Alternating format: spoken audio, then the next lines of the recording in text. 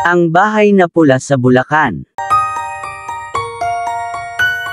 Sa bayan ng Bulacan, may isang lumang bahay na itinayo pa noong panahon ng Kastila. Kilala ito bilang bahay na pula dahil sa malalaking pulang haligi nito at mga bintanang may pulang salamin. Ngunit hindi lang ang kakaibang kulay ang nagpapakilala sa bahay na ito rin ang sinasabing tahanan ng mga ligaw na kaluluwa. Noong dekada 50, isang mayamang pamilya ang nanirahan sa bahay na pula. Ang Don at Donya ay may kaisa-isang anak na si Isabela, isang magandang dalaga na kinahuhumalingan ng maraming binata. Ngunit si Isabela ay lihim na umiibig sa kanilang hardinero na si Miguel. Nang matuklasan ng Don at Donya ang kanilang pag-iibigan, agad nilang ipinasara si Isabela sa isang silid sa itaas ng bahay, upang hindi na niya makausap si Miguel kailanman. Makalipas ang ilang linggo, natagpuan na lang si Isabela na patay sa kanyang silid, nakabitin sa kisame, may hawak na liham ng pamamaalam. Ngunit may mga tsismis na hindi ito nagpakamatay, kundi pinatay ng kanyang sariling mga magulang upang mapanatili ang kanilang dangal. Pagkalipas ng ilang taon, isa-isang namatay ang mga nakatira sa bahay. Ang Don at Donya ay namatay sa kakaibang paraan, ang Don ay natagpuang nakahandusay sa hagdan na tila itinulak, at ang Donya naman ay may naglason nang hindi malaman kung paano. Ang bahay ay iniwan ng kanilang mga tagapagmana, at simula noon, wala nang ahas na tumira roon. Ngunit sa paglipas ng panahon, may mga usap-usapang may naririnig na iyak ng isang babae mula sa lumang bahay, lalo na tuwing hating gabi. May mga nakakakita rin ng anino ng isang dalagang may mahabang buhok sa bintana ng ikalawang palapag, ang dating silid ni Isabela.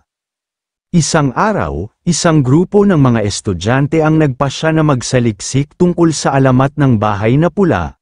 Pinili nilang magpalipas ng gabi sa loob ng bahay upang patunayan kung totoo ang mga kwentong kababalaghan. Sa una, tila normal ang lahat, ngunit pagsapit ng alas 12, unti-unting bumigat ang hangin, at narinig nila ang tunog ng lumang piano sa sala, isang piano na wala namang tumutugtog. Sinundan ito ng malalakas na yabag mula sa hagdan. Papunta sa ikalawang palapag, isa sa kanila, si Mark, ang naglakas loob na umakyat upang tingnan. Pagdating niya sa taas, nakita niya ang isang lumang aparador na bahagyang nakabukas. Nang lumapit siya rito, biglang may malamig na hangin dumaan, at sa loob ng aparador, lumitaw ang imahe ng isang dalagang umiiyak. Hindi man siya makasigaw sa takot, narinig niya ang boses ng babae.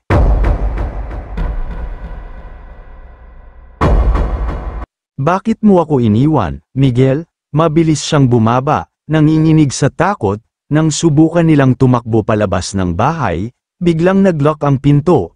Sa gitna ng kanilang takot, may lumabas na anino sa hagdan, isang babae na nakasuot ng puting mahabang damit. Ang mukha ay hindi maaninag, ngunit ang mata ay punong-puno ng lungkot. Maya-maya, may isang malakas na dagandong, at biglang bumukas ang pinto. Hindi na nagdalawang isip ang grupo, tumakbo sila palabas at hindi na muling bumalik.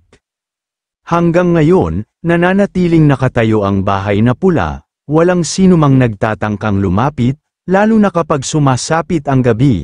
May mga nagsasabing naririnig pa rin nila ang tinig ni Isabela, naghahanap ng sagot, naghahanap ng kanyang minamahal. At kung sakaling mapadpad ka sa Bulacan at madaanan mo ang bahay na pula, tandaan mong huwag titigil o sisilip sa bintana, baka ikaw ang susunod niyang hanapin. Maraming salamat sa muling pakikinig ng maikling kwento.